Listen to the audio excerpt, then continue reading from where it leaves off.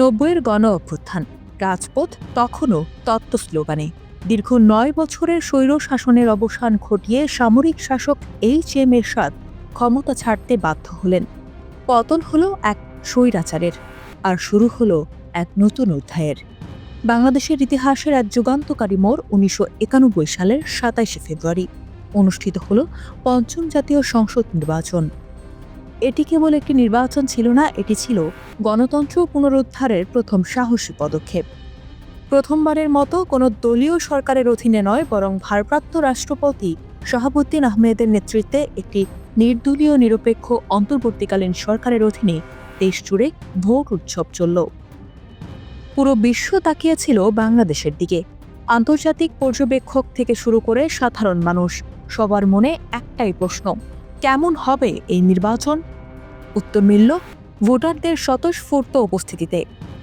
প্রায় ৫৫.৪৫% মানুষ সেদিন ভোট কেন্দ্রে হাজির হয়েছিলেন। কমনওয়েলথ সহ আন্তর্জাতিক পর্যবেক্ষকরা এক বাক্যে স্বীকার করলেন, এটি বাংলাদেশের ইতিহাসের অন্যতম অবাধ, সুষ্ঠু ও নিরপেক্ষ নির্বাচন।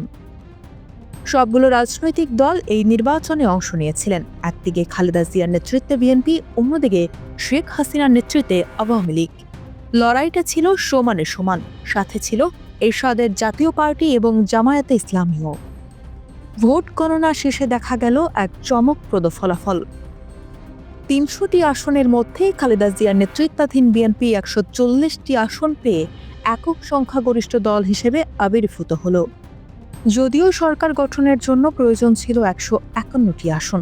অন্যদিকে প্রধান প্রতিদ্বন্দ্বী আওয়ামী লীগ পায় ৮৮টি আসন।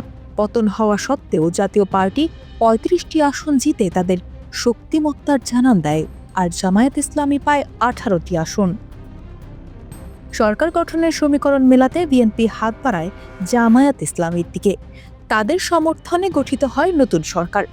৩০০টি সাধারণ আসনের সাথে ৩০টি সংরক্ষিত মহিলা আসনের মধ্যে ২৮টি নিয়ে বিএনপির মোট আসন সংখ্যা দাঁড়ায় ১৬৮তে।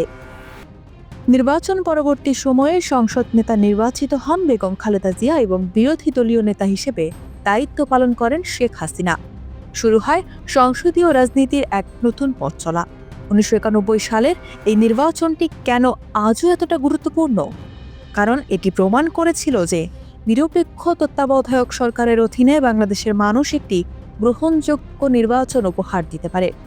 এটি ছিল গণতান্ত্রিক মাইলফলক, যা পরবর্তী কয়েক দশকের রাজনৈতিক গতিপথ ঠিক করে দিয়েছিল। স্বচ্ছতা, নিরপেক্ষতা আর জনগণের ম্যান্ডেট, এই দিনের সংমিশ্রণে ১৯৯১ সালের ২৭শে ফেব্রুয়ারি বাংলাদেশের ইতিহাসে চিরস্মরণীয় হয়ে থাকবে।